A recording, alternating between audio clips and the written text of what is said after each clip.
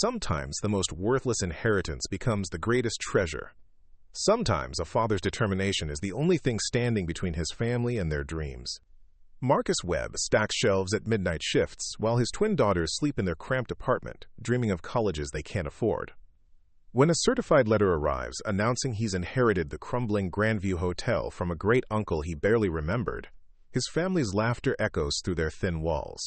The building hasn't seen guests in decades, its windows boarded, its grandeur buried under years of neglect. Before we jump back in, tell us where you're tuning in from, and if this story touches you, make sure you're subscribed, because tomorrow, I've saved something extra special for you. But Marcus sees something his family doesn't. In the hotel's faded elegance and forgotten corners, he glimpses possibility where others see only problems. When renovation work uncovers something extraordinary hidden within the walls, Marcus must decide whether to trust his instincts or listen to the voices telling him he's chasing impossible dreams. Sometimes the greatest discoveries are made by those with nothing left to lose. The notification sound from Marcus Webb's phone pierced the pre-dawn silence of their studio apartment like a digital alarm clock nobody had asked for. He rolled over carefully, trying not to disturb the makeshift partition that separated his sleeping area from where his 17-year-old twin daughters, Emma and Sophie, shared a fold-out couch that had seen better decades. The certified mail notice glowed on his cracked screen, its official language stark against the darkness. Marcus Webb, you are required to appear at the law offices of Henderson, Price & Associates to discuss an inheritance matter regarding the estate of Theodore Marcus Webb, deceased. The appointment was scheduled for 10 in the morning, which meant he'd have exactly 4 hours of sleep after finishing his overnight shift at Brennan's grocery. Marcus set the phone aside and listened to the familiar sounds of their neighborhood stirring to life. Mrs. Chen's television murmured through the thin walls, broadcasting the morning news in Mandarin. The building's ancient plumbing groaned as someone 3 floors up started their shower. Outside, delivery trucks rumbled past their window, carrying goods to stores where other people would spend money Marcus could only dream of having. Theodore Webb. The name stirred vague childhood memories of family gatherings that had grown smaller and more infrequent as the years passed. His great-uncle had been a distant figure, someone mentioned in Christmas cards and funeral programs, but never part of Marcus's immediate world. The old man had owned some kind of business up north, something involving real estate that had apparently gone under during the recession. Emma stirred on the couch, her accounting textbook sliding to the floor with a soft thud. At 17, she already carried herself with the purposeful determination of someone who understood that good grades were her only ticket to a different life.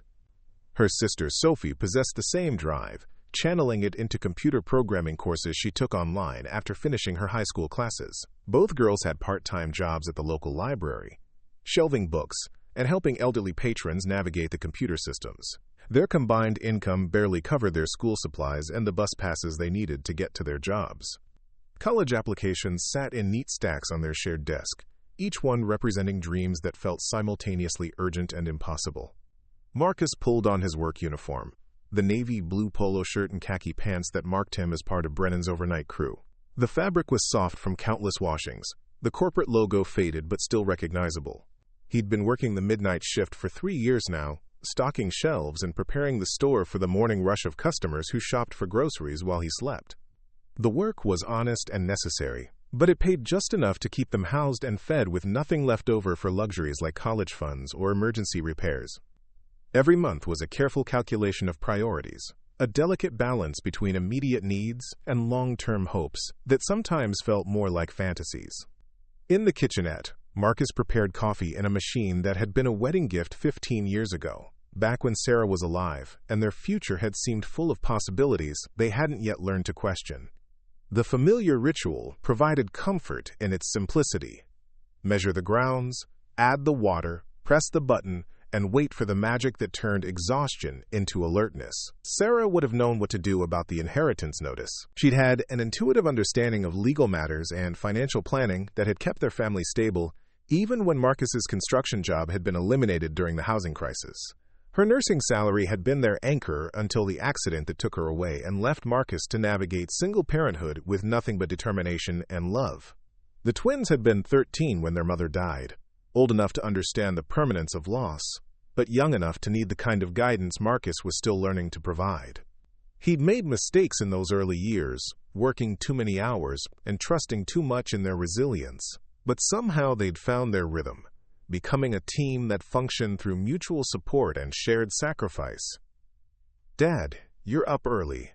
Emma's voice was soft with sleep as she emerged from behind the partition, her dark hair tousled and her eyes still heavy with dreams. Her mother's eyes, Marcus thought, the same deep brown that could convey volumes with a single glance. "Legal appointment this morning," Marcus explained, showing her the notice on his phone. Something about Uncle Theodore's estate. Emma read the message twice, her expression shifting from curiosity to skepticism. "Uncle Theodore, who lived in that falling-down hotel up in Millbrook?" "Dad, he died broke. Everyone in the family knows that." Marcus poured coffee into 2 mugs, adding the powdered creamer that was cheaper than milk and lasted longer in their tiny refrigerator. "Maybe, but lawyers don't usually waste time with appointments unless there's something worth discussing." Sophie joined them in the kitchenette, her laptop already open and displaying lines of code she'd been working on before bed. At 17, she could build websites and troubleshoot computer problems with an expertise that amazed Marcus, who still struggled with anything more complex than basic email. "What's this about Uncle Theodore?" Sophie asked, her fingers automatically correcting a syntax error in her programming project. "I thought his hotel closed down years ago." "It did," Emma replied. "Remember Mom talking about how he refused to sell even after the interstate bypass killed all his business? She said he was too stubborn to admit when something wasn't working anymore." Marcus felt a familiar pang at the mention of Sarah's wisdom. She'd had strong opinions about Theodore's situation, viewing his refusal to adapt as a cautionary tale about the dangers of clinging to the past. But she'd also respected his determination, even when she disagreed with his methods. "Maybe there's something valuable in the building itself," Marcus suggested. "Real estate can appreciate even when the business fails." The twins exchanged a look that spoke volumes about their assessment of their father's optimism. They'd inherited Sarah's practical nature along with her intelligence, viewing the world through the lens of mathematical probabilities rather than hopeful possibilities. "Dad," Sophie said gently, "that hotel has been empty for almost 10 years. The roof probably leaks, the plumbing is shot, and it would cost more to renovate than the building could ever be worth. Uncle Theodore left you a headache, not a treasure." Marcus understood their skepticism. He'd driven past the Grandview Hotel once during a job interview in Millbrook, and the building had looked like something from a Gothic novel. 3 stories of brick and timber rising from an overgrown lot, its windows boarded and its once grand entrance choked with weeds. Even from the street, he could see the damage that weather and neglect had inflicted. "Still," he said, "I should at least find out what the lawyer wants to tell me. Maybe there's insurance money or something that could help with your college applications." The mention of college created a moment of silence heavy with unspoken calculations. The twins had applied to state universities with strong academic programs, but even in-state tuition represented a financial challenge that kept Marcus awake at night. They discussed student loans and work-study programs, but the mathematics remained daunting. "We'll figure out college," Emma said firmly. "Sophie and I have been looking into scholarship programs and grants.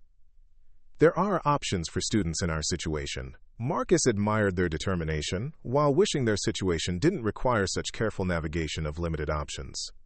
They were brilliant kids who deserved every opportunity, but brilliance didn't automatically translate into financial resources. His phone buzzed with a text from his supervisor at Brennan's. "Can you stay late this morning? Jimmy called in sick and we need someone to handle the dairy delivery. The overtime would be welcome, but it would mean missing the appointment with the lawyer." "Tell them you can't," Sophie said, reading the message over his shoulder. "Whatever Uncle Theodore left you, it's probably worth more than an extra 4 hours of stocking milk cartons." Marcus typed his response carefully. "Family matter this morning. Can work late tomorrow night if needed." It felt strange to prioritize a mysterious inheritance over immediate income, but something about the lawyer's formal language suggested this was more significant than a simple estate formality. The twins got ready for school with the efficient coordination of people accustomed to sharing limited space and resources. They took turns in the bathroom, heated breakfast pastries in their ancient microwave, and packed lunches that stretched their grocery budget through careful planning and generic brands. "Good luck with the lawyer," Emma said, kissing Marcus on the cheek before heading out. "But don't get your hopes up too high, okay?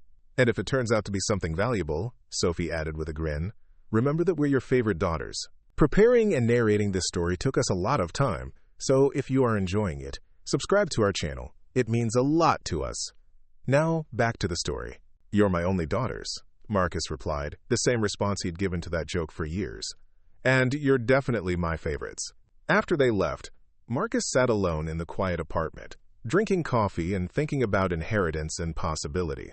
Theodore Webb had been a mystery to most of the family, a man who'd chosen isolation over adaptation when his business model became obsolete. But he'd also been someone who'd built something significant enough to require legal documentation and formal transfer procedures. The morning light filtering through their single window illuminated the carefully organized chaos of their shared life. Textbooks stacked beside bills, laptop chargers coiled around coffee cups, college brochures mixed with grocery store circulars. Everything they owned had been chosen for function over form, prioritizing necessity over luxury in ways that had become second nature. Marcus showered and dressed in his best clothes, a suit he'd bought for Sarah's funeral and worn only for job interviews and parent-teacher conferences since then. The fabric still felt foreign after years of work uniforms and casual clothes, but legal appointments seemed to require a certain level of formality. The drive to Millbrook took 45 minutes through rural Connecticut countryside that grew progressively more affluent as he moved away from his neighborhood. Well-maintained farms gave way to horse properties, and then to the kind of historic downtown that attracted weekend tourists and weekday antique hunters. Henderson Price & Associates occupied a renovated Victorian house on Main Street, its brass nameplate polished and its landscaping precisely maintained. Marcus felt underdressed the moment he walked through the front door, despite his funeral suit and carefully chosen tie. Mr. Webb, the receptionist's smile was professionally warm. Mr. Henderson is waiting for you in conference room A. James Henderson turned out to be a man in his 60s, with the kind of understated confidence that came from decades of handling other people's legal and financial affairs. His office was lined with law books and family photographs, creating an atmosphere of competent discretion. Mr. Webb, thank you for coming. Please, sit down. Henderson gestured to a leather chair that probably cost more than Marcus earned in a month. I imagine you're curious about why we've asked you here. Marcus settled into the chair, trying to project confidence he didn't feel. My great-uncle Theodore, I assume. Though I have to admit, we weren't close. Henderson opened a file folder thick with documents. Theodore Webb was an interesting man. Stubborn, some might say, but also remarkably prescient about certain matters. He left specific instructions about his estate, including some unusual provisions. The lawyer pulled out a set of photographs showing the Grandview Hotel from various angles. The images were recent, Henderson explained, taken as part of the property assessment. As you can see, the building requires significant work, but the structure itself is sound. Marcus studied the photographs, seeing past the boarded windows and overgrown landscaping to the bones of what had once been an impressive establishment.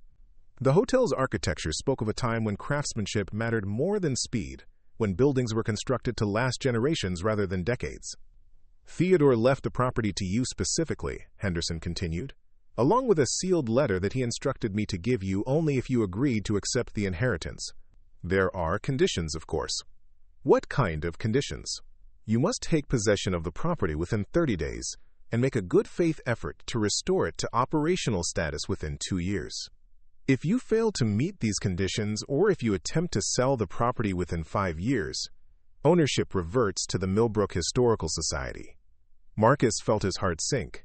The conditions made acceptance almost impossible. He had no experience with hotel management, no capital for major renovations, and no ability to quit his job to focus on restoration work.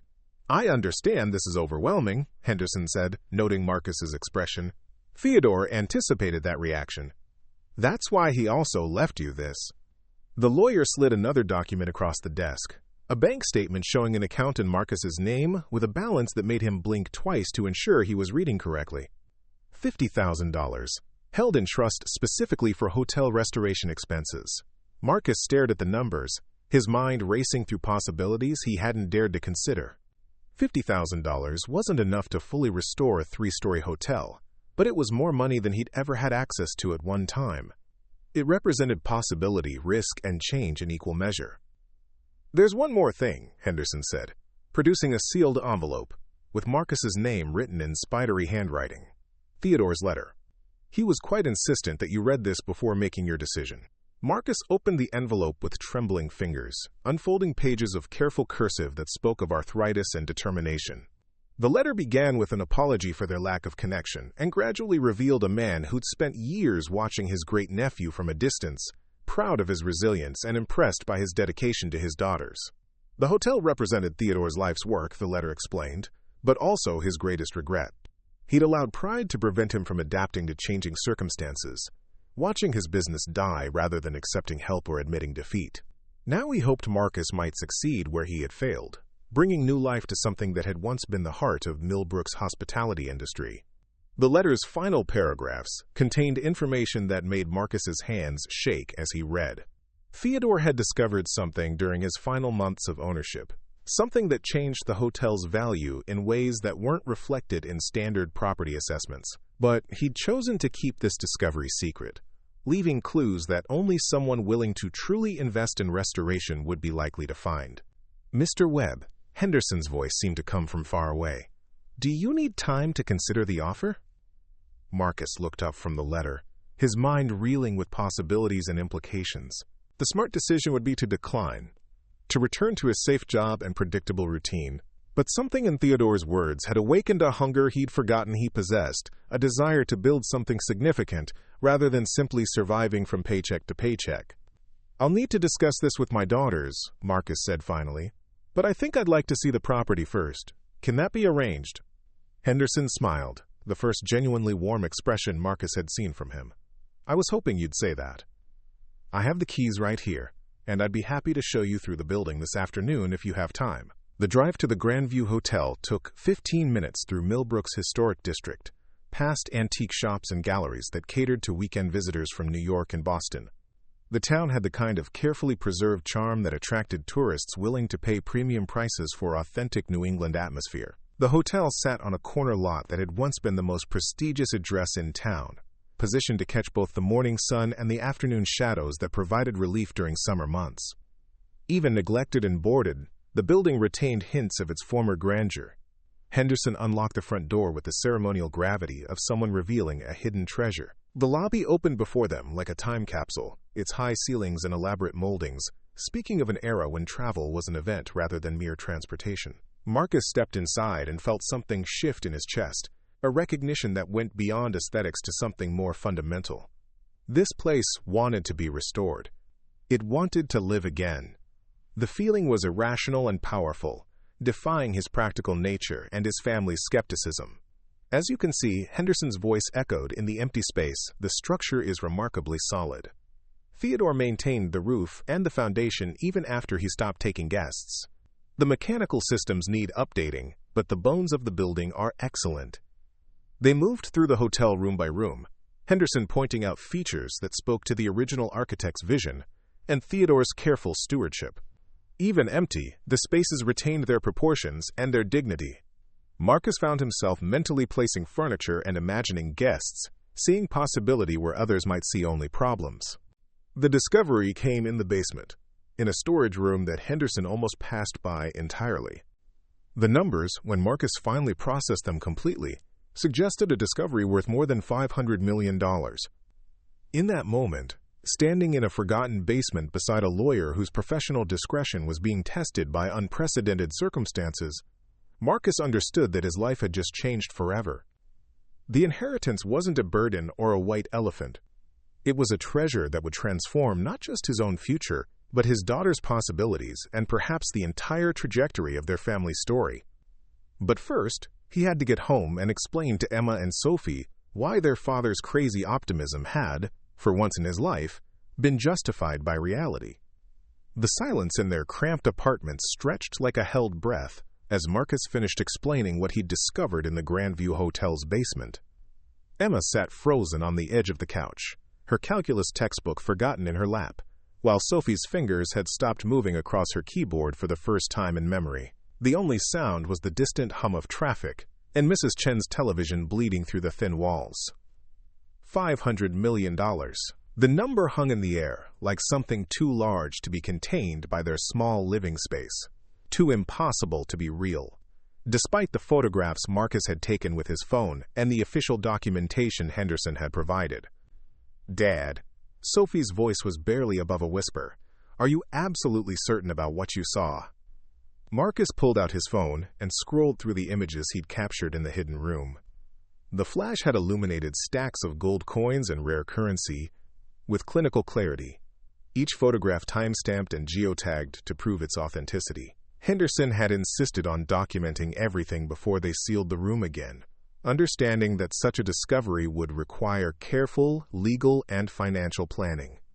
"The lawyer verified it himself," Marcus said, his own voice still carrying traces of disbelief. "He's arranging for professional appraisers to conduct a formal evaluation, but his preliminary assessment suggests the collection is worth somewhere between $400 and $600 million. Emma finally spoke, her practical nature asserting itself even in the face of impossible good fortune. "But Dad, if Uncle Theodore had that much money hidden away, why did he let the hotel fall apart? Why did he live like he was broke?" Marcus had asked Henderson the same question during their drive back to the lawyer's office. The answer, gleaned from Theodore's private papers and banking records, painted a picture of a man who'd been both brilliant and deeply eccentric in his approach to wealth management. According to Henderson, Marcus explained, Theodore started collecting gold and rare currencies back in the 1970s when he first bought the hotel. He believed traditional investments were too volatile, too dependent on factors he couldn't control. So he put his profits into physical assets he could hold and hide. "But why hide it?" Sophie asked. "Why not just use the money to renovate the hotel and keep it running?" Marcus settled into the apartment's single armchair, trying to process the psychological complexity of a man he'd barely known, but whose decisions had just transformed his family's future.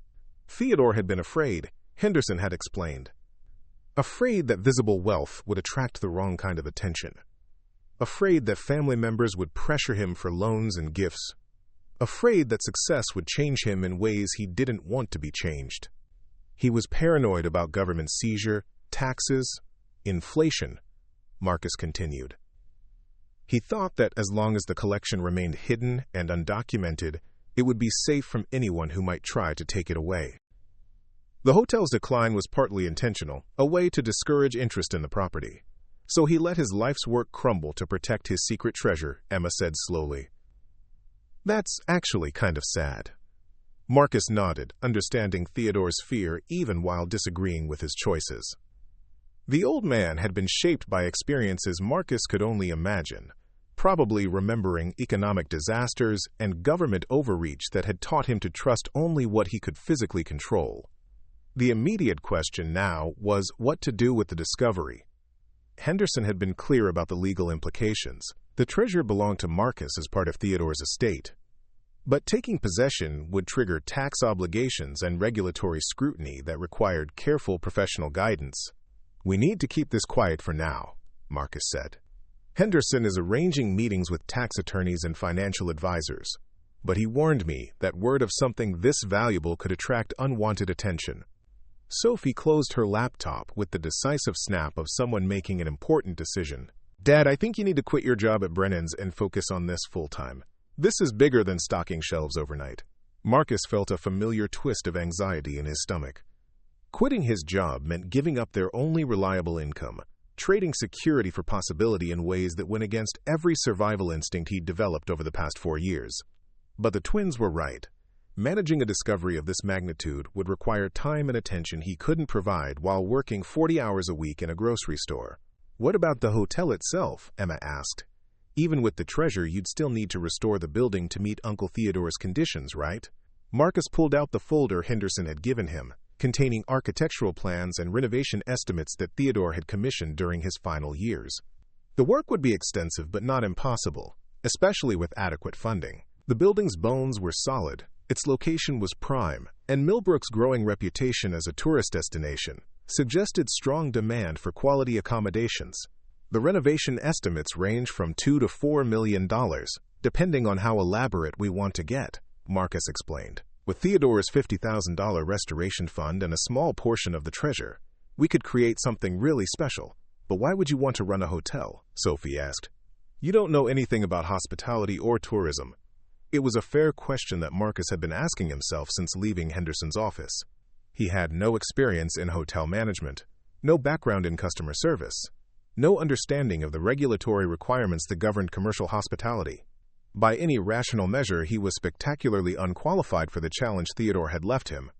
Yet something about the Grandview Hotel had captured his imagination in ways he couldn't fully explain. Walking through its empty rooms, he'd felt a connection to the building's history and potential that went beyond mere financial opportunity. The hotel wanted to live again, and Marcus found himself wanting to be the person who brought it back to life.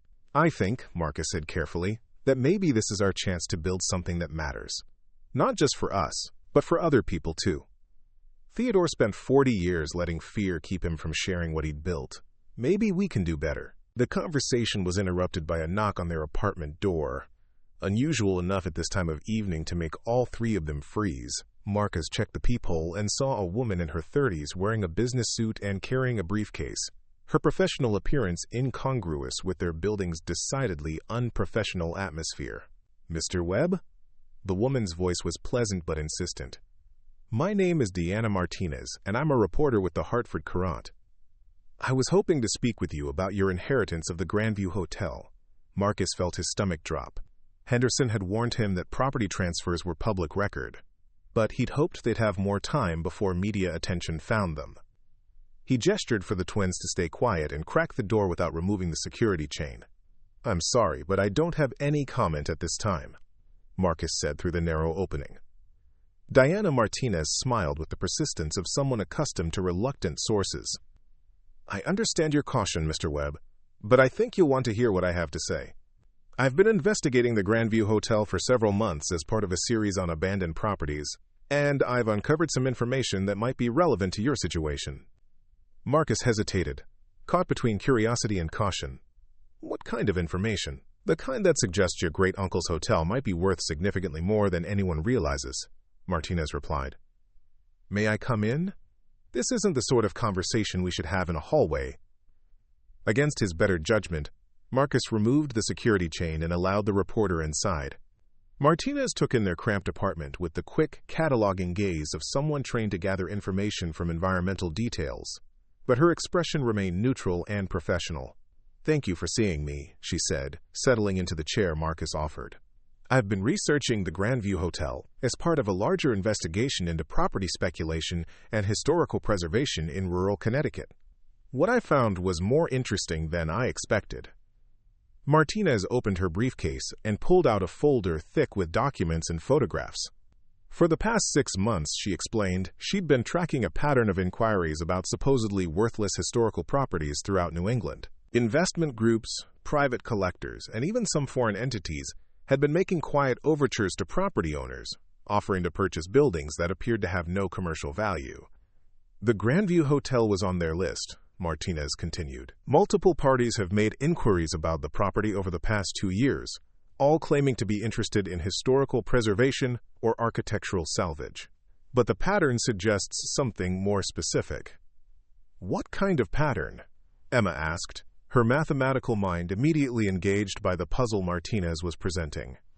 "Properties with similar architectural features, similar historical periods, similar original owners," Martinez replied. "All of them built between 1880 and 1920 by wealthy industrialists who were known to be collectors of art, antiques, and precious metals." Marcus felt the blood drain from his face as the implications became clear. Someone, possibly multiple parties, suspected that buildings like the Grandview Hotel might contain hidden treasures left by their original owners. Theodore's secret hadn't been as secret as he'd believed. Martinez noticed his reaction and leaned forward intently. "Mr. Webb, I think someone knows something about your hotel that you might not be aware of. These inquiries weren't random. They were targeted, specific, and backed by serious money." Sophie had opened her laptop again and was typing rapidly, her programming skills applied to internet research. "Dad," she said without looking up from her screen, "there are forum discussions about treasure hunting in old hotels. People sharing theories about where wealthy collectors might have hidden valuable items during economic uncertainty." Marcus realized they were facing a situation far more complex than simple inheritance and restoration. If Martinez was correct, the discovery in the basement wasn't just valuable. It was actively sought after by people who might not respect legal ownership or proper procedures. Ms. Martinez, Marcus said carefully, "What exactly are you proposing?" "I'd like to help you protect your inheritance," she replied. "Whatever your great-uncle left you, there are people who want to take it away. But if we can document the proper legal transfer and publicize your legitimate ownership, it becomes much harder for anyone to challenge your rights." The offer was tempting, but Marcus understood the double-edged nature of media attention. Publicity could protect them from illegal seizure attempts, but it would also eliminate any chance of keeping the treasure's existence private during the complex process of legal and financial planning. "I need time to think about this," Marcus said, "and I need to consult with legal counsel before making any decisions about media coverage." Martinez nodded understandingly, but Marcus could see the reporter's hunger for the story burning behind her professional composure. "Of course. But, Mr. Webb, time might not be a luxury you can afford. My sources suggest that some of these interested parties are planning to escalate their efforts in the near future." After Martinez left, the apartment felt smaller and more vulnerable than ever. The twins huddled around Sophie's laptop, researching everything they could find about treasure hunting, property speculation, and the legal protections available to inheritance beneficiaries. "Dad," Emma said, looking up from her research, "I think we need to move fast. If people are already suspicious about the hotel, waiting too long to secure the treasure could be dangerous." Marcus agreed, but moving fast required resources and expertise they didn't currently possess. Henderson had promised to arrange meetings with specialists, but those appointments were still days away. In the meantime, the treasure sat in an unsecured basement, protected only by Theodore's outdated security measures and the general assumption that the building contained nothing of value. Sophie had found something troubling in her internet research. There were indeed online communities dedicated to treasure hunting in historical properties, and several discussion threads specifically mentioned the Grandview Hotel as a potential target. The posts were vague enough to avoid legal liability, but they clearly indicated that Theodore's secret was becoming less secret with each passing day. "We need help," Marcus decided. "Professional help from people who understand security, legal protection, and financial management for unusual situations." The next morning brought another certified letter, this one from a law firm Marcus didn't recognize. The letterhead indicated a Boston address and partnership specializing in estate disputes and property litigation. The contents were politely worded, but unmistakably threatening, suggesting that Theodore's estate might be subject to claims from previously unknown creditors and family members. Marcus called Henderson immediately, reading the letter's contents over the phone and listening to the lawyer's increasingly concerned responses. This was exactly what Henderson had feared, he explained. Word of the inheritance was spreading, and people were positioning themselves to challenge Marcus's legal ownership through whatever means they could devise. "We need to accelerate our timeline," Henderson said. "I'm arranging emergency meetings with the financial and security consultants for this afternoon. And Marcus, I think you should consider staying somewhere other than your apartment for the next few days." The suggestion sent a chill through Marcus that had nothing to do with their building's inadequate heating. He'd assumed that legal ownership would provide protection, but Henderson's concern suggested that some interested parties might not be deterred by mere legality. Emma and Sophie took the news with the resilience they'd developed through years of navigating financial uncertainty and single-parent household management. But Marcus could see the stress in their eyes, the recognition that their lives had become complicated in ways they weren't equipped to handle. "Maybe we should just sell everything," Emma suggested during lunch. "Take whatever we can get for the treasure and use the money for college and a better apartment." Sometimes simple is better than complicated. Marcus understood the appeal of that approach. But something in Theodore's letter had convinced him that walking away would be a betrayal of more than just his great-uncle's wishes. The old man had trusted him with something important, not just financially but personally. Abandoning the project now would mean letting fear win the same victory it had claimed over Theodore's life. "No," Marcus said with more conviction than he felt. "We're going to see this through. But we're going to do it smart, with professional help and proper protection." The afternoon meetings took place in Henderson's conference room, now crowded with specialists whose expertise came with hourly rates that made Marcus grateful for Theodore's hidden treasure. There was Patricia Wong, a financial advisor who specialized in managing sudden wealth; Robert Chen, a security consultant who handled protection for high-value assets; and Maria Santos, a tax attorney whose understanding of inheritance law could navigate the complex implications of their discovery. Each specialist brought a different perspective to their situation, but all agreed on the fundamental challenge they faced. The treasure's existence couldn't remain secret much longer, which meant they needed to move quickly to establish legal ownership, physical security, and financial management structures that could protect their windfall from various forms of predation. Wong's assessment was particularly sobering. Sudden wealth syndrome was a recognized psychological condition that affected lottery winners and inheritance beneficiaries, often leading to poor financial decisions and relationship damage that left people worse off than before their good fortune. The key to avoiding these pitfalls was careful planning, professional management, and gradual lifestyle changes that allowed families to adapt to their new circumstances.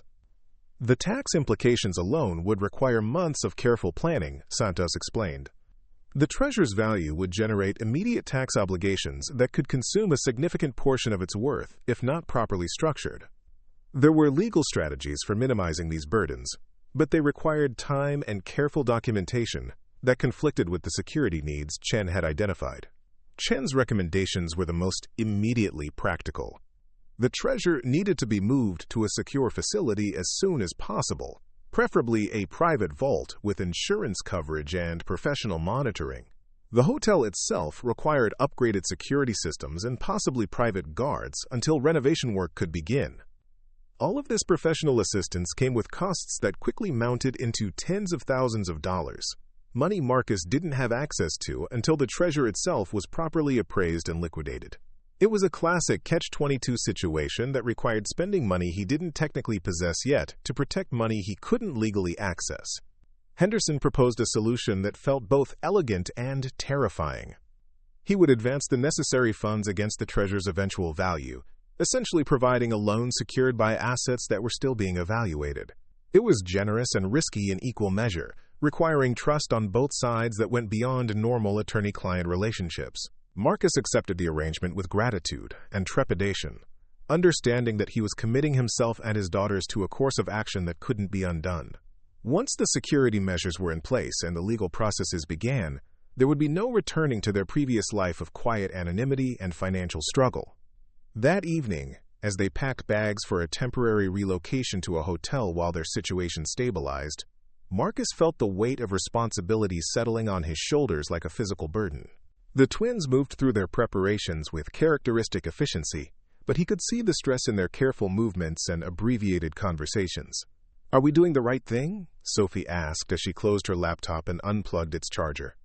"Everything's happening so fast, and there are so many people involved now." Marcus looked around their cramped apartment, taking in the carefully organized chaos of their shared life. In a few weeks, they'd be able to afford any housing they wanted, any lifestyle they could imagine. But first, they had to navigate the complex transition from poverty to wealth without losing themselves in the process. "I think," Marcus said, helping Emma pack her textbooks into a travel bag, "that we're about to find out what we're really made of. And I think your mother would be proud of how you're both handling this." The mention of Sarah created a moment of shared remembrance, all three of them thinking about the woman who would have known exactly how to manage their transformed circumstances. She'd possessed an intuitive understanding of people and systems that Marcus was still learning to develop, wisdom that would have been invaluable during the challenges ahead. But Sarah wasn't there to guide them, which meant Marcus would have to trust his own judgment and the professional advice they'd assembled. Tomorrow would bring the beginning of their new life, starting with the secure transfer of Theodore's treasure and the first steps toward restoring the Grandview Hotel to its former glory. As they turned off the lights and locked their apartment door for what might be the last time, Marcus caught sight of their reflection in the building's security glass. A single father and his twin daughters, carrying everything they owned in a few bags, stepping into a future that none of them could have imagined just days earlier. The transformation had begun, but Marcus understood that the real challenges lay ahead. Managing sudden wealth would test their family bonds, their personal values, and their ability to remain grounded while their external circumstances changed dramatically. Success would require more than just legal and financial expertise. It would require wisdom, patience, and the kind of mutual support that had carried them through years of struggle. The next morning brought news that crystallized both their opportunities and their dangers. Henderson called while they were having breakfast in their temporary hotel suite, his voice carrying an excitement that Marcus had never heard from the normally reserved attorney. "The preliminary appraisal results are in," Henderson announced. "The treasure's total value is estimated at $547 million, give or take 10% for market fluctuations. Marcus, you're now one of the wealthiest people in Connecticut." The number hit Marcus like a physical blow, too large to process immediately. $547 million represented generational wealth, the kind of money that could transform not just their family but entire communities. It was also, he realized, the kind of discovery that would attract attention from people whose intentions might not align with his family's best interests. "That's incredible news," Marcus managed to say. "What happens next?" "Next," Henderson replied, "we implement the security and legal structures we discussed yesterday. But Marcus, there's something else you need to know. Word is starting to leak despite our precautions. I've received 3 more calls from parties claiming various interests in Theodore's estate, and Diana Martinez has published a preliminary article about unusual activity surrounding historical properties in the region." Marcus felt his stomach tighten as the implications became clear. Their period of relative privacy was ending, which meant they needed to be prepared for the scrutiny and pressure that accompanied public knowledge of significant wealth. The twins took the news with the same practical resilience they'd shown throughout the process, but Marcus could see them processing the magnitude of change that lay ahead. College was no longer a financial challenge, but a choice about how to spend their time. Their entire framework for thinking about goals and limitations had been fundamentally altered overnight. "We're going to need to be very careful about who we trust and how we make decisions going forward," Marcus told them, as they prepared for another day of meetings with specialists and advisors. "This much money changes everything, including how other people see us and what they might want from us." Emma nodded thoughtfully, her mathematical mind already working through the implications. $500 million could fund full scholarships to any university in the world, could support medical research or educational programs that might benefit thousands of people. The question wasn't what they could afford, but what they should choose to do with resources that carried both opportunity and responsibility. Sophie was thinking about the technical challenges of managing such wealth, the security systems and investment strategies that would be required to preserve and grow their inheritance. Her programming background gave her an intuitive understanding of complex systems, which would be valuable as they navigated the sophisticated financial structures their advisors were recommending. The day ahead would bring the secure transfer of the treasure to a professional vault facility, the installation of upgraded security systems at the Grandview Hotel, and the beginning of legal processes that would establish their ownership beyond any reasonable challenge. It was the start of their transformation from struggling family to wealthy inheritors, a change that would test everything they thought they knew about themselves and each other. As they left their hotel suite for another round of meetings and decisions, Marcus carried with him the weight of responsibility for choices that would shape not just their immediate future, but the legacy they would eventually leave behind. Theodore's treasure had given them unimaginable opportunities, but it had also burdened them with questions about purpose, responsibility, and the proper use of sudden wealth. The answers to those questions would emerge through the decisions they made in the days and weeks ahead, choices that would determine whether their inheritance became a blessing or a burden, whether they would use their good fortune to build something meaningful or simply to accumulate more of what they already possessed in abundance. The first attempt to break into the Grandview Hotel came on a Tuesday night during a thunderstorm that masked the sound of crowbars against century-old wood. Marcus received the call from the security company at 2 a.m. Their automated system reporting motion detectors triggered in the basement area where Theodore's treasure had been stored until just days before. By the time Marcus arrived with Robert Chen and 2 private security guards, the intruders had fled, leaving behind evidence of a sophisticated operation that went far beyond simple burglary. Professional drilling equipment, electronic scanning devices, and detailed architectural blueprints suggested they'd known exactly where to look and what they were seeking. "They missed it by 3 days, Chen observed, examining the damaged wall where the hidden room had been concealed. "If we hadn't moved the treasure to the vault facility, this would have been a very different conversation." Marcus stood in the basement surrounded by the detritus of someone else's greed, feeling grateful for the paranoia that had driven their accelerated security timeline. The intruders had been thorough and methodical, systematically searching every possible hiding place with the patience of people who believed they were entitled to whatever they might find. Detective Sarah Lopez from the Millbrook Police Department arrived as dawn was breaking, her experienced eyes cataloging the scene with professional detachment. The break-in bore the hallmarks of organized crime, rather than opportunistic theft, she explained, noting the quality of equipment left behind and the surgical precision of the entry points. "Mr. Webb," Detective Lopez said as she completed her initial assessment, "I need to ask you directly. Is there something about this property that would attract this level of criminal attention?" This wasn't random vandalism or teenage mischief. Marcus exchanged glances with Chen, both of them understanding that official police involvement would complicate their efforts to maintain privacy around the treasure's existence. But the detective's question deserved an honest answer, especially since their safety might depend on law enforcement cooperation. "My great-uncle left some valuable items in the building," Marcus admitted carefully. "We've already moved them to secure storage, but apparently word has gotten out that the hotel might contain something worth stealing." Detective Lopez nodded knowingly, her expression suggesting she'd encountered similar situations before. "Inheritance disputes can bring out the worst in people," she said. "I'll increase patrols in this area, but you should consider that this probably won't be the last attempt."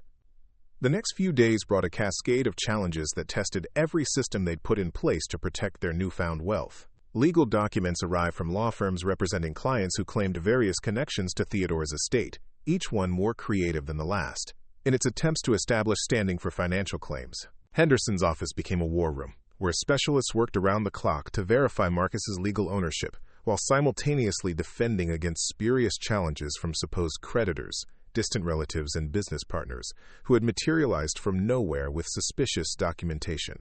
Patricia Wong had been coordinating with investment managers and tax specialists to structure the treasure's liquidation in ways that would minimize their tax burden, while providing immediate access to funds needed for hotel restoration and security expenses.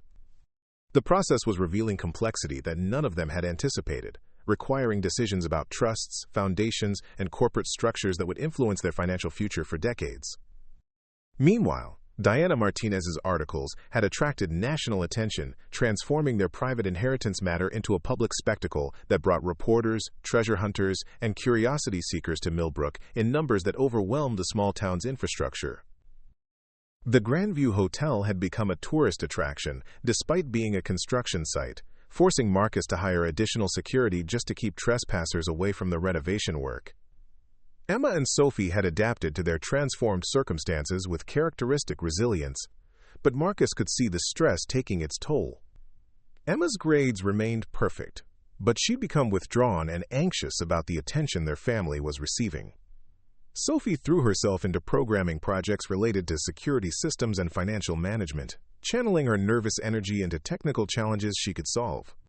The family meetings that had once focused on stretching grocery budgets now involved discussions of charitable foundations, investment strategies, and the social responsibilities that accompanied extreme wealth.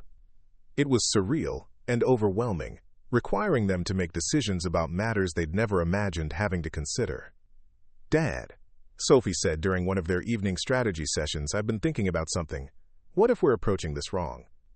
Marcus looked up from the renovation plans he'd been reviewing, grateful for any perspective that might simplify their increasingly complex situation. "What do you mean?" "Everyone's focused on the money," Sophie continued. "But maybe the real treasure was what Uncle Theodore intended all along. The hotel itself, the community it could serve, the jobs it could create. The gold and currency were just his way of making sure you had resources to restore the building properly." Emma nodded thoughtfully, her practical nature finding appeal in Sophie's analysis. "It makes sense. Uncle Theodore could have liquidated the collection any time if he just wanted money. But he held on to it for decades, waiting for someone who would use it to bring the hotel back to life." Marcus felt something shift in his perspective as he considered his daughter's insight. They were right that Theodore's letter had emphasized the hotel's restoration rather than the treasure's monetary value. The old man had been passionate about the building's history and potential, viewing the hidden wealth as a means to an end rather than an end in itself. "So what are you suggesting?" Marcus asked. "That we stop thinking like people who accidentally got rich and start thinking like people who inherited a mission," Emma replied. "The money is just a tool to accomplish something Uncle Theodore cared about deeply." The next morning brought validation for their new perspective in the form of unexpected support from Millbrook's community leaders. Mayor Patricia Williams arrived at the hotel construction site with representatives from the Chamber of Commerce, the Historical Society, and several local business owners who had been watching the renovation work with growing excitement. Mr. Webb, Mayor Williams said as they toured the partially restored lobby, "I wanted to thank you personally for what you're doing here. This building has been the centerpiece of our downtown for over a century, and seeing it come back to life is incredibly meaningful for our community." The hotel's restoration was indeed progressing rapidly, funded by the careful liquidation of portions of Theodore's treasure, and managed by contractors who specialized in historical preservation. The work was revealing architectural details that had been hidden for decades, from hand-carved moldings to stained glass windows that had been boarded over but remained intact. Marcus had insisted on preserving every possible original feature while incorporating modern amenities and safety systems that would allow the hotel to operate successfully in the current hospitality market. The result was emerging as a masterpiece of restoration that honored the building's heritage while preparing it for a profitable future. Local craftsmen were learning traditional techniques alongside modern construction methods, creating employment opportunities that extended far beyond the immediate project. The hotel's kitchen renovation was being handled by a team that included recent culinary school graduates, while the landscaping work was providing training positions for young people interested in horticulture and garden design. "We've been getting inquiries from wedding planners and event coordinators from all over New England," said Janet Morrison from the Chamber of Commerce. "Once you're operational, this place is going to be booked solid for years." The economic impact extended beyond the hotel itself.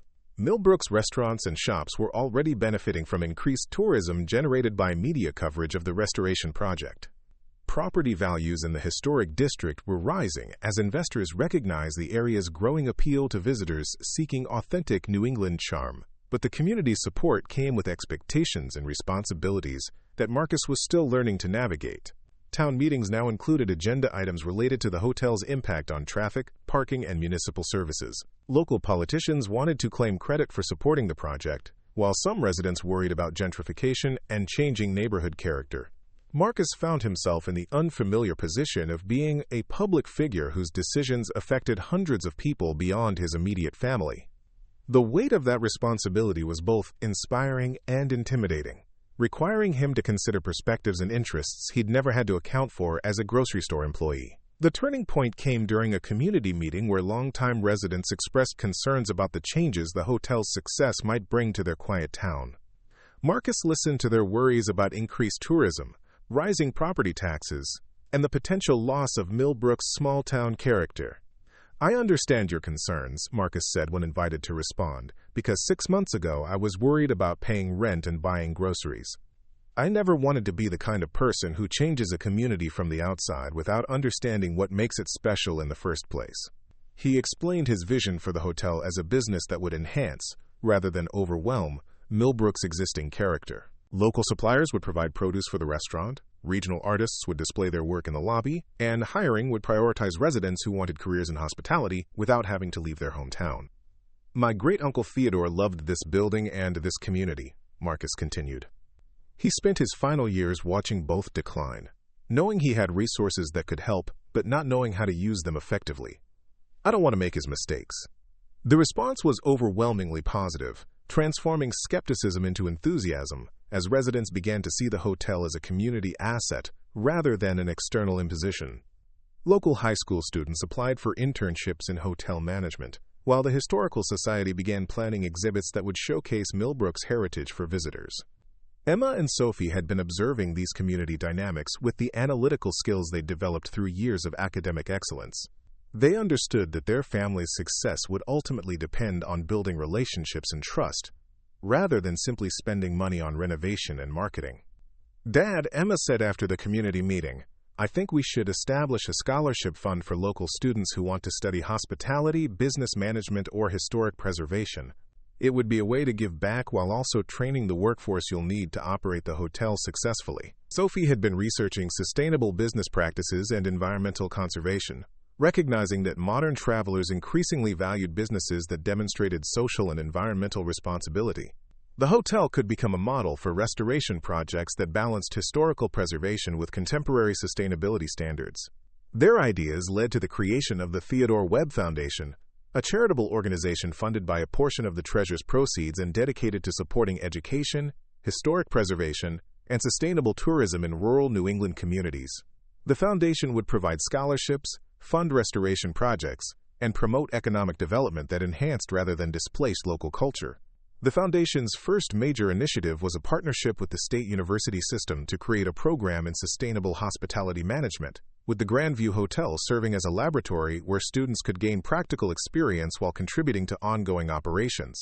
The program attracted applications from across the region, generating positive media coverage that positioned the hotel as an innovative leader in responsible tourism. 6 months after accepting Theodore's inheritance, Marcus stood in the Grandview Hotel's restored lobby, surrounded by family, friends, and community members who had gathered for the official reopening celebration. The space glowed with warm light from original chandeliers that had been painstakingly restored, while period furniture created intimate seating areas that invited conversation and relaxation. Emma and Sophie moved through the crowd with confident grace, no longer the anxious teenagers who had once worried about college tuition. They were young women with secure futures and meaningful work, Emma preparing to study sustainable business practices, while Sophie developed software systems for small hospitality businesses. Detective Lopez approached Marcus during the reception, her earlier skepticism replaced by genuine admiration for what he'd accomplished. "Mr. Webb," she said, "I have to admit I was worried when this all started. Sudden wealth destroys a lot of families, but you've turned it into something that benefits everyone." Marcus thanked her while acknowledging the ongoing challenges they faced. Managing extreme wealth required constant vigilance against the temptations of excess and the isolation that money could create. But they'd learned to view their resources as tools for building relationships rather than barriers that separated them from their community. The hotel's first guests included travel writers, hospitality industry executives, and tourism officials who were curious about the restoration project and its approach to community-centered development. Their reviews praised not just the building's elegant accommodations, but the authentic welcome they received from staff who genuinely cared about providing exceptional service. Henderson approached Marcus as the evening wound down, carrying a final piece of documentation that completed their legal journey. The last of the spurious estate claims had been dismissed, he announced, and Marcus's ownership was now unassailable under both state and federal law.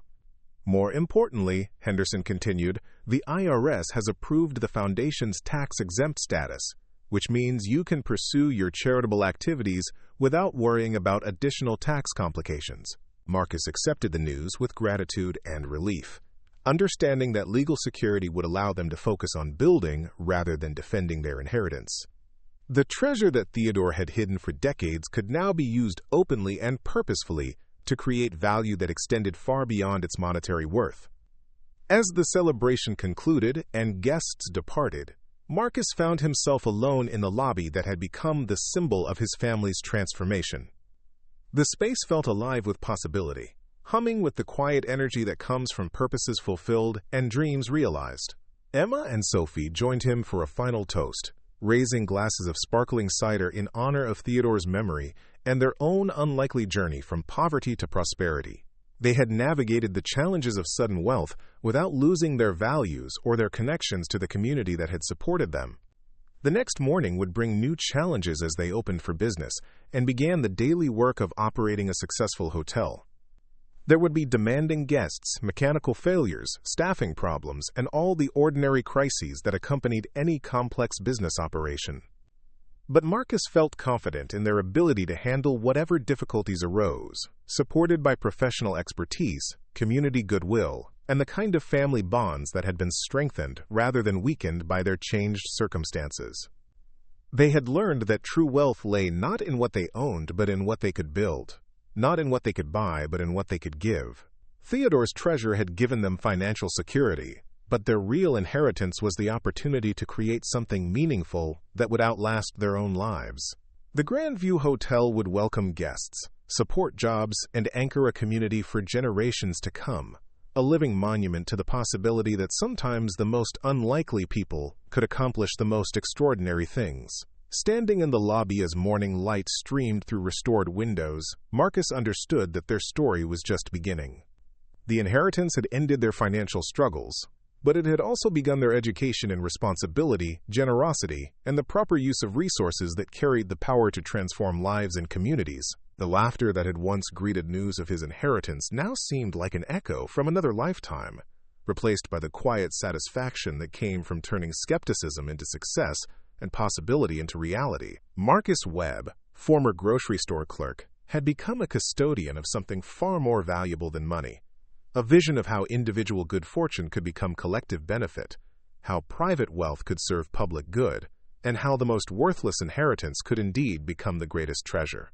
Up next, you've got two more standout stories right on your screen. If this one hit the mark, you won't want to pass these up. Just click and check them out.